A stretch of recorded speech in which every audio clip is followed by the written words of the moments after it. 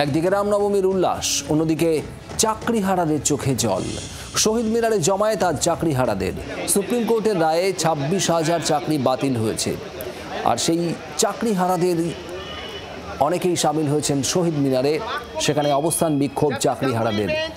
আগামীকাল এই চাকরিহারাদের সঙ্গে দেখা করবেন মুখ্যমন্ত্রী মমতা বন্দ্যোপাধ্যায়। মুখ্যমন্ত্রী নিজে জানিয়েছেন সে কথা।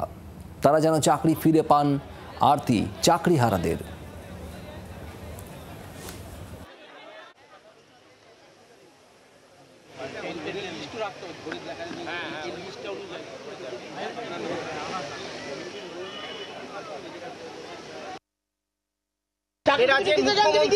প্রশাসক বন্দ্যোপাধ্যায়ের কাছে করজোড়ে নিবেদন করছি, আমাদের এই 15,403 জন শিক্ষক শিক্ষিকার কেউ আমাদের বিরুদ্ধে একটা সিঙ্গেল পরোক্ষভাবে কোনো অভিযোগ পায়নি। অভিযুক্তও নই, দোষী তো অনেক দূরের কথা। আমাদের স্যালারিটা স্টপ করবেন না, আমাদের সার্ভিস টার্মিনেশনের কোনো নোটিশ আনবেন না, যতদিন না এই বিষয়ের সম্পূর্ণ সুরাহা হচ্ছে।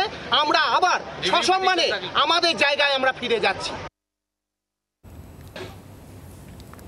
নিয়ে তিনি পথে এসে দাঁড়িয়েছেন।